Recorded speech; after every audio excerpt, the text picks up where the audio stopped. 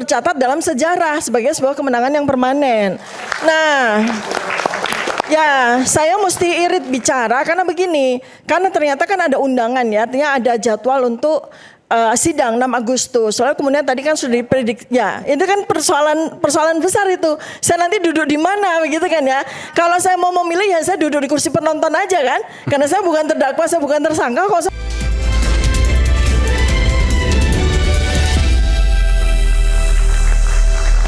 Silakan, Bung Al-Khatiri. Ya, sebelumnya saya mungkin perlu beri informasi ke Bang Ferdinand bahwa kemarin waktu mereka ke Jogja itu bukan penelitian. Ke Jogja itu memang itu adalah acaranya TPUA. Jadi belum meneliti. Jadi mereka pada waktu ke sana itu bahkan sebagai saksi. Mereka datang, dapat informasi, ditemui oleh pembantu rektor, dekan sebagai saksi beliau-beliau ini, ya kan? Jadi acara kemarin itu hanya untuk melihat ijazahnya Jokowi di UGM dan bahkan ke rumah Jokowi. Dan itu bersurat. Kenapa? Itu berhubungan juga dengan sidangnya Bambang Tri dan Gus Nur. Karena TPUA itu dulu adalah pengacara mereka. Karena dalam persidangan itu tidak muncul ijazah aslinya, maka mereka datang ke sana. Nah, kemudian menghubungi Bang Roy ya waktu itu, kemudian Bu Tifa akhirnya ketemu dengan beberapa rektor. Makanya secara undang-undang PSK mereka ini nggak bisa ditersangkakan, dilaporkan karena mereka sebagai saksi pada waktu itu, ya kan? Penghentian di Barreskrim kemarin itu kan dihentikan karena diuji identik dan sebagainya, kemudian melaporkan mereka padahal mereka itu sebagai saksi. Yang mana di dalam Undang-Undang PSK pasal 10, ya kan, Undang-Undang nomor 31 2014 itu menyatakan bahwa baik itu pelapor maupun saksi-saksi tidak boleh dilaporkan balik. Menariknya, Pak Jokowi itu bulan April melaporkan mereka. Sedangkan dihentikan penyelidikan di sana itu bulan Mei. Sebenarnya saya bilang itu sudah batal demi hukum itu laporan itu dari awal. Dan itu pun masih direspon oleh Irwasum, menyatakan masih ditanyakan ke Wasidik. Kenapa? Karena penghentian penyelidikan itu dasarnya adalah pemeriksaan laboratorium dan dikatakan waktu itu identik. Kemudian dikembaliin. Akhirnya pakai foto yang belipet itu, ya kan? Nah itu ada pelanggaran Perkap. Kalau dasarnya itu laboratorium, ini penting juga saya ulangi karena itu memang ada di dalam perlawanan kita kemarin. Apa yang terjadi seperti itu? Karena di dalam pemeriksaan laboratorium, mau Dumas, mau penyelidikan, mau penyidikan, itu ada aturan di Perkap itu. Saya ingat banget, Perkap nomor 10 tahun 2009 yang masih ada, pasal 10, itu ada dua syarat, yaitu teknis dan formil. Teknis itu tergantung kalau racun ini, kalau ini. Formilnya satu, di dalam pada pengajuan laboratorium satu itu harus dilampiri laporan polisi. Itu nggak ada laporan polisi, masih Dumas. Teman-teman bilang, oh itu Dumas Pak Al-Khatiri. Kalau Dumas, kenapa dihentikan pakai SP2 lidik? Berarti itu sudah dilidik. Bukan SP2 Dumas.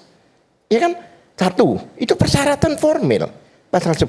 Yang kedua, harus dilampiri berita acara. Berita acara apa? Saksi-saksi. Dan saksi belum diperiksa secara tuntas. Pelapor loh mereka ini. Pelapor loh. Ya kan? Bahkan di situ ada juga tersangka berita acara. Tersangka itu kan terakhir Bang ya, yang secara hukum. Ya. Yang ketiga yang menarik, ya kan? Harus dilampiri berita acara penyitaan. Ini tidak disita, diperiksa dibalikin lagi. Sehingga pada waktu diperiksa itu fotokopinya yang ditunjukkan. Ini sudah banyak kejanggalan-kejanggalan dan fotokopinya berlipat. Dan diakui memang tidak disita waktu itu. Padahal menurut KUHP lama pasal 1.16, ya kan, yang namanya penyitaan itu, mungkin ada Prof ya kan, mantan Hakim Agung, ya kan, penyitaan itu adalah dalam posisi penyidikan, penuntutan, satu lagi persidangan. Nah ini udah disita. Nah kalau KUHP baru itu poin 1 pasal 1.35 sama isinya. Nah di dalam pasal itu juga, pasal 10 di Perkap itu dinyatakan jika tidak dilengkapi persyaratan itu maka tidak diperiksa. Berarti penghentian penyelidikan di sana tidak sah. Artinya apa? Mereka baik polisi, jaksa itu melanggar undang-undang PSK. Itu jelas. Kemudian abang kita ini bilang, oh itu diatur dengan Perkaba katanya. Nomor 1, 22 dan sebagainya. Perkaba itu SOP. Satu di bawah. Kedua, ini bukan masalah penyidikan Dumas. Pemeriksaan laboratorium. Baik pada saat Dumas, baik saat penyelidikan, baik saat penyidikan. Itu memang harus dilengkapi itu. Bahkan dikembalikan. Dari awal itu sudah sampai sekarang ini itu masih tertahan di sana. Dan pada waktu itu yang melaporkan adalah TPUA. TPUA ini adalah tim pembela, bukan organisasi. Dan yang tanda tangan itu 4 orang. Kalau satu mundur 3 ini kan masih valid.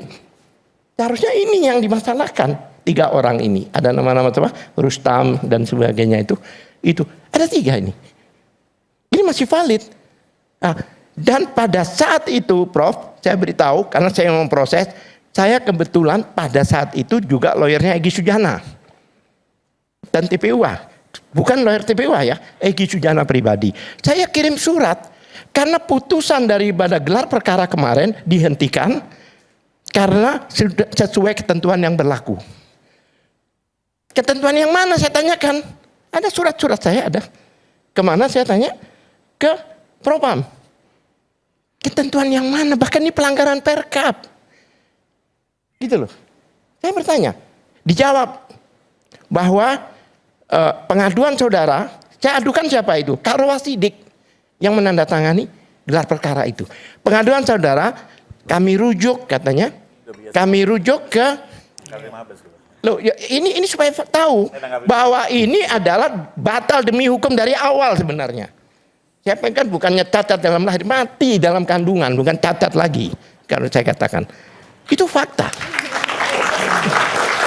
Itu fakta, bro. Sampai sekarang, saya tanya ke Propam, dan yang mengatakan bahwa laporan orang-orang ini mulai 263, 264, 266, dan pasal ada di pendidikan 58 kalau nggak salah itu yang mengatakan polisi. Bahwa Jokowi tidak terbukti pasal-pasal itu. TPUA tidak melaporkan pasal loh. Mereka sendiri yang menentukan pasal itu. Saya bertanya, penentuan yang mana? Ini fakta ya. Kemudian dijawab, sudah kami limpahkan ke Wasidik. Kami protes lagi, Prof. Kami tidak melaporkan penyidik maupun penyelidik. Kami melaporkan ke Wasidik. Masa ke Wasidik disuruh yang memeriksa, Wasidik juga. Kami keberatan. Akhirnya timbul surat diberikan ke Irwasum. Irwasum saya kejar lagi, dikatakan kami masih menanyakan ke Barreskrim, masih ngantung sampai sekarang belum ada jawaban. Itu fakta. Sampai sekarang itu belum ada jawaban. Nah, yang saya heran teman-teman ada yang mengatakan waktu Bu Tifa itu, kenapa ini eksepsi, kenapa ini? Loh, mereka sendiri yang dibawa mereka 3 orang itu dibawa orang-orang yang sering menghujat kita itu. Kenapa mereka nggak lakukan ini? Kalau ini senjata AK ini, kalau kita itu apa ya? Senapan angin kita ini. Mereka itu punya senjata tapi mereka nggak maju tapi menyalahin kita. Kalau kita, ya kan? Ini faktanya ya.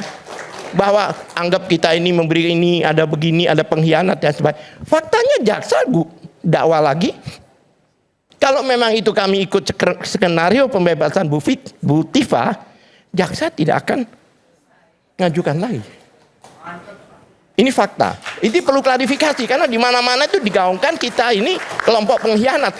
Saya tersinggung sebagai koordinator lawyer bahwa tim kami dikatakan pengkhianat. Oke. Profesional. Oke, silakan. Oke, saya mau nanggapin sedikit yang disampaikan dulu Pak Bang Al-Kathiri. Pertama terkait bahwa kunjungan ke UGM ini berangkat dari kasus Bambang Trimedia nggak relevan. Karena di kasus Bambang Tri ini objeknya adalah ijazah SMA. Jadi nggak ada korelasinya datang ke UGM membahas ijazah S1. Saya bertanya, kalau ijazah SMA... Jangan ditanggapi dulu Pak, satu-satu Pak. Bapak tadi ngomong panjang lebar, saya dengerin terus loh. Ya, saya tunggu. Padahal saya juga ngomongnya enggak, tapi saya hormati satu-satu Pak. Biarin saya jelasin ya. Yang pertama, saya tidak melihat ada korelasinya kasus Bambang Tri dengan UGM. Karena silakan buka di putusan, kasus Bambang Tri hanya bicara ijazah SMA. Satu. Kedua, terkait dengan kok ada lapor tidak ada BAP tersangka dan penyitaan, balik lagi. Ini yang disampaikan bukan perkara Polda yang sekarang disidangkan di PN Timur. Karena kalau perkara Polda itu jelas ada penyitaan, ada BAP tersangka, ada seluruh persyaratan sebagaimana yang disampaikan oleh beliau ya. Sabar dulu Pak, satu persatu ya. Ini perkara di PN Timur ya. Itu semua ada penyitaan dari kami ya, sudah ada BAP tersangka dan segala macamnya. Itu satu. Tadi yang dipersoalkan itu adalah perkara di Bareskrim yang sudah dihentikan. Kembali lagi, tadi udah disinggung juga, beliau berpandangan harus mengikuti Perpol. Tapi kami melihat itu sudah sesuai ketentuan Per Kabar Reskrim nomor 1 tahun 2022 bahwa di tingkat penyelidikan sekalipun bisa dilakukan lapor termasuk mendengar keterangan ahli. Itu SOP. Ya, dan itu sabar Pak. Dan itu silakan lihat di Perkaba 1 2022 tentang SOP penyidikan dan penyelidikan, dibuka di lampirannya ada persyaratan untuk meminta lapor dalam hal penyelidikan. Contohnya apa? Ini balik lagi sebenarnya cerita mundur ya. Ada saya di ruangan ini saya pernah jelasin. Ada di sebuah rumah ditemukan mayat. Ya. Maka tugas pertama polisi membuktikan apakah ini tindak pidana atau bukan. Disitulah penyelidikan atau penyidikan. Salah satunya apa? Untuk bisa naik ke tahap penyidikan memang harus dilakukan dulu forensik, keterangan ahli. Untuk melihat kematiannya ini wajar tidak wajar. Kalau wajar tidak bisa naik ke penyidikan. Jadi lucu mau mendengar keterangan ahli, mau lapor harus ada dulu BAP tersangka loh. Untuk membuktikan ini pidana atau bukan kok kematiannya wajar tidak wajar. Ini logika sederhananya. Jadi makanya di Perkaba 2022 seperti itu. Dimungkinkan adanya mendengar keterangan ahli termasuk lapor di tahap penyelidikan. Saya lanjut dulu sedikit mengomentari yang dari abang kita Bang Ferdinand. Abang Ferdinand kan melihat kenapa nggak digugat Tun saja. Lagi-lagi Bang, kalau kita menggugat Tun justru dari awal kita sudah tahu ijazah ini diterbitkan oleh UGM. Artinya sudah tidak lagi soal kepalsuan. Apa sih kepalsuan tuh? Bahwa dokumen ini tidak diterbitkan oleh yang seharusnya berwenang menerbitkan. Contoh, tanda tangan palsu. Apa sih tanda tangan palsu? Yang tidak ditangani oleh orang yang sebenarnya. Tapi kalau Anda menggugat Tun, sejak awal Anda sudah bilang dokumen ini dikeluarkan oleh UGM. Berarti bukan kepalsuan.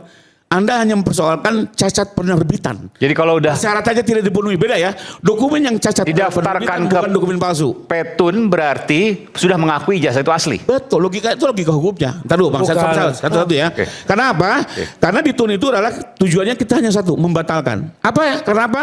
Terjadi cacat penerbitan, cacat prosedural. Ya, jadi bukan soal palsu tidak palsu. Palsu tidak palsu itu kembali lagi selalu harus di pengadilan pidana. Kedua, kalau gugatan Tun, apakah tengah waktu 90 hari terlewati? Sudah jauh. Waktu mereka datang ke UGM saja sudah membuktikan, mereka sudah tahu adanya ijazah tersebut. Gugat sekarang sudah melewati 90 hari. Tengah waktu ini persyaratan gugatan Bu, Tun ya. Nah, yang terakhir seperti saya mau nyampaikan tadi kan teman-teman jaksa sedikit dituduh nih. Saya hanya mau meluruskan aja. Pertama, dituduh karena biar jelas nih.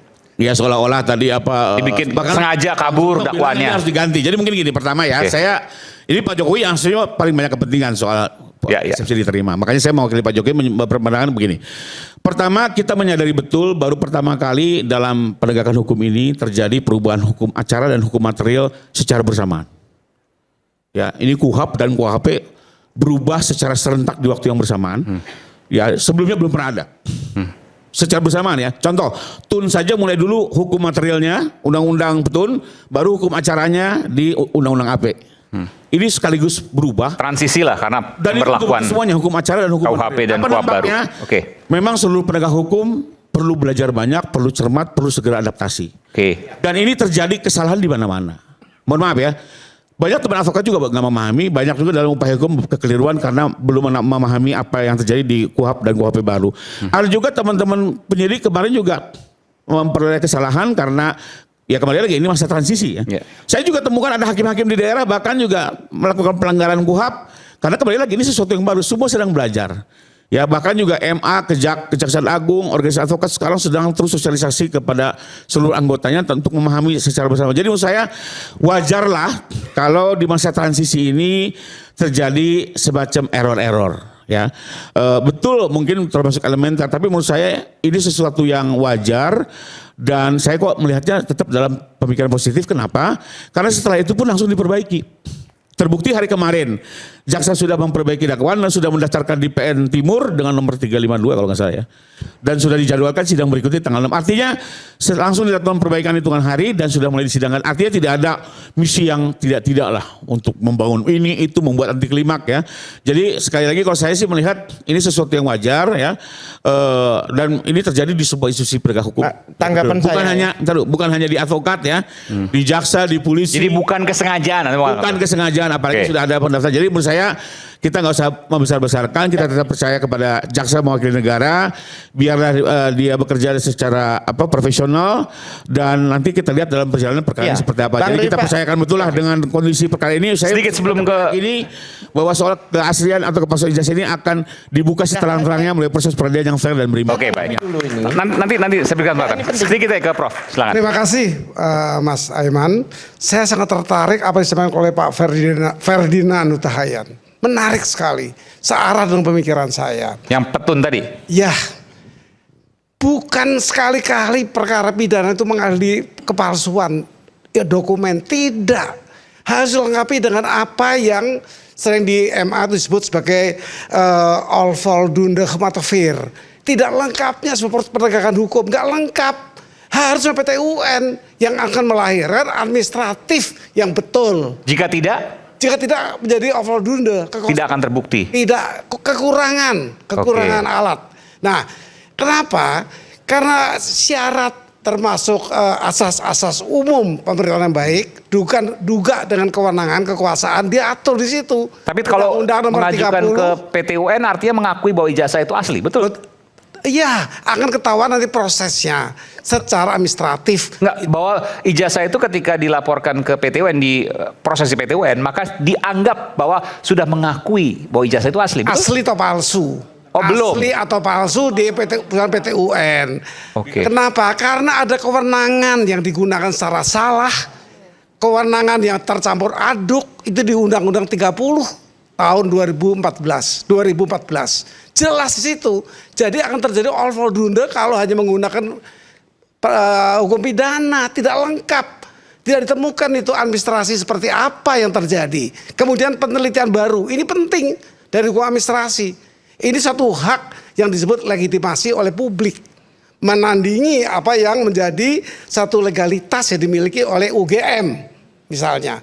Itu akan lengkap di situ. Di PT UN akan terbuka semua itu. Jadi harus ke PT UN? Saya berkata perkara ini harus ke PT UN untuk menentukan kepalsuan dari penerbitan. Dan yang melaporkan harus Dr. Tifa dan Mas Roy. Boleh siapa saja. Kan udah berapa kali Prof, tapi kemudian NO istilahnya?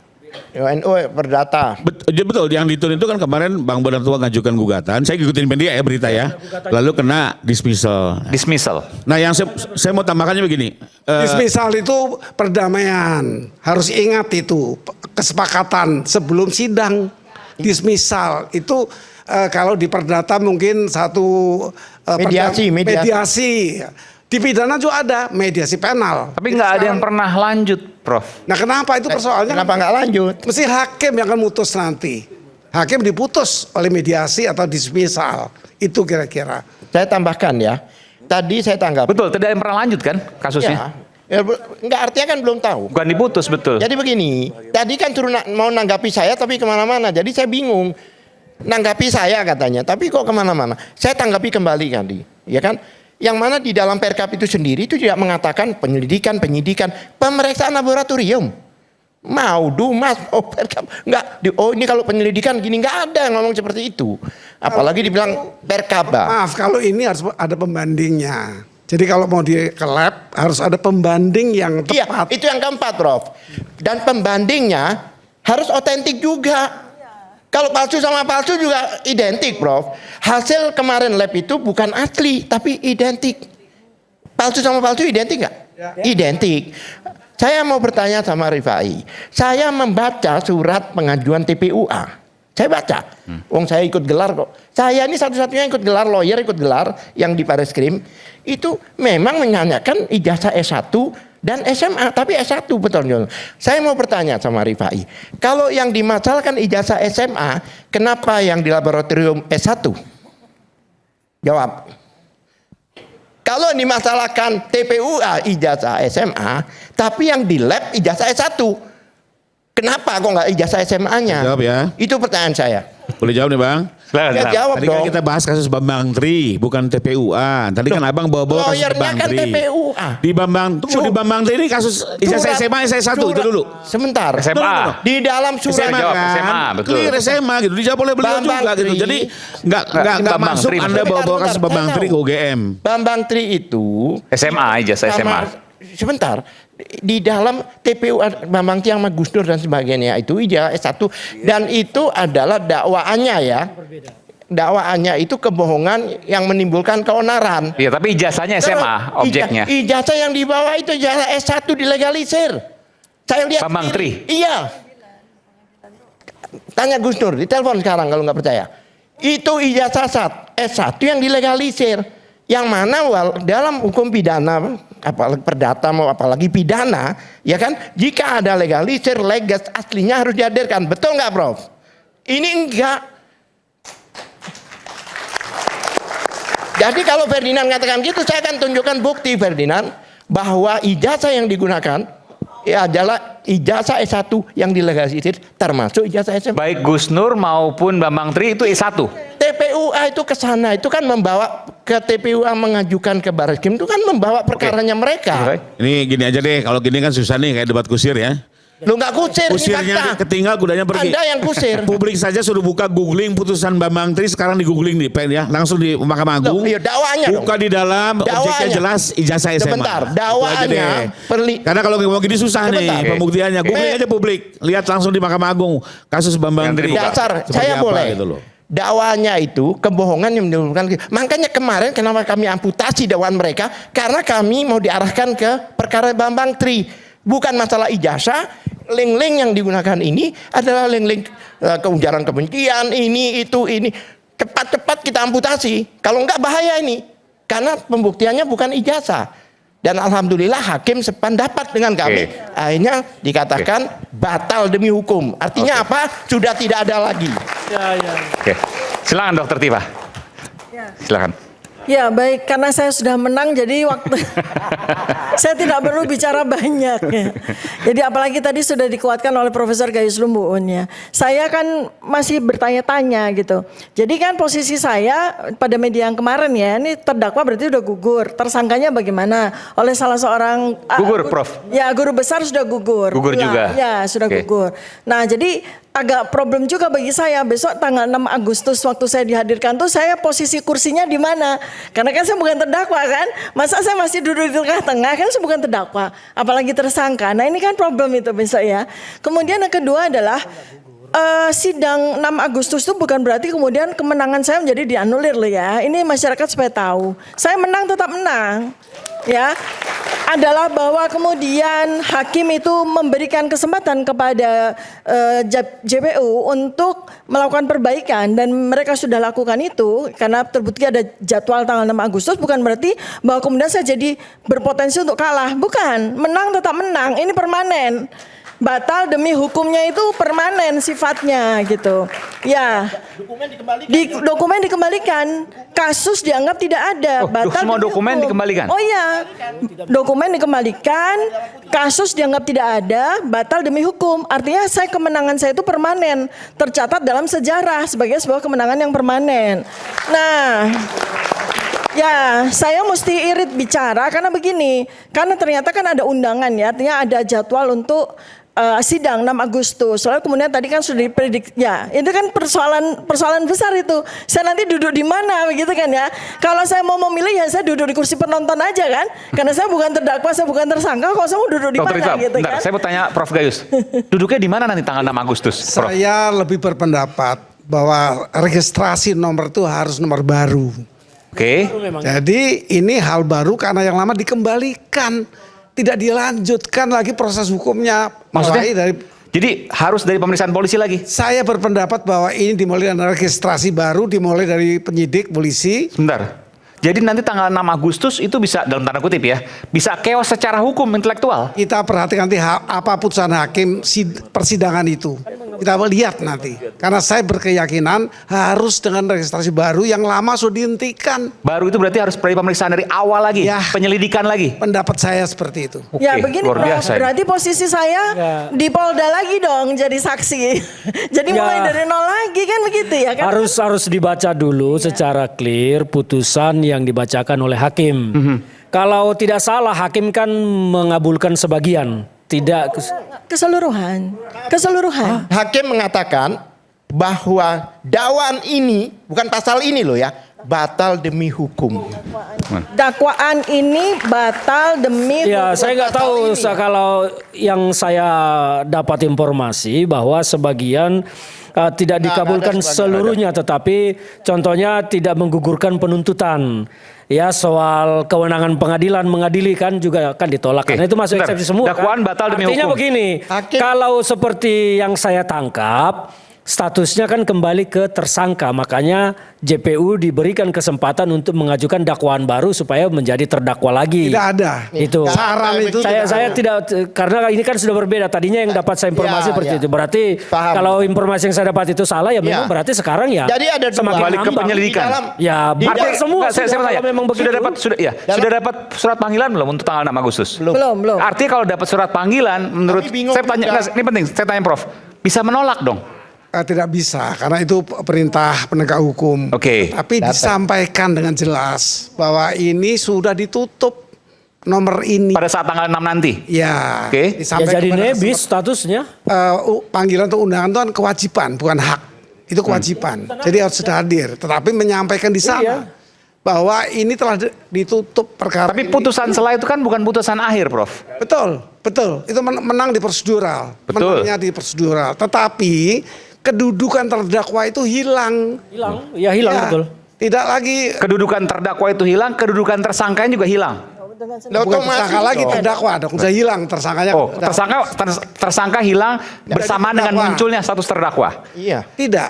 Tersangka sudah hilang ketika berkedudukan sebagai terdakwa. Oke. Ketika terdakwa hilang, maka pasti dua-duanya hilang. Hilang. Jadi menjadi Oh, ini perkara baru. rumit juga ini. Mas Ya Aiman, memang begitu. ini jadi kita Saya bicara dulu hukum. gimana ya? Iya, iya. Nanti Oke, saya- silakan. Nanti saya Ya Tadi kalau saya potong, seperti silakan. itu ini nanti ya sudah nebis jadinya. Ya selesai Iya, sudah, nebis, tutup jadi. perkara. Nah, ini tanggal 6 menarik ini. Sebentar saya tambahkan, saya baca begitu. Yang penegasan hakim di dalam keputusan itu satu, dakwaan ini batal demi hukum. Keseluruhan artinya itu ya? Kedua, dokumen dikembalikan. Seluruhnya. Iya. Putusannya begitu ya. Kalau memang mau ada dakwaan, Kalau putusannya begitu ya disimpan sudah, di bubar pengadilan. semua, selesai. Ngapain 1,5 meter itu dikembalikan? Karena memang sudah zong. Dan Ya. tidak ada pesan hakim untuk jaksa memperbaiki. Tidak ada. Oke. Ya Oke, sudah, kita kembali tunggu setelah lagi nanti saya berikan apakah kesempatan hakim- pada Dokter Tifa untuk bisa kasih satu segmen full untuk Dokter Tifa. Sesaat lagi kita akan kembali.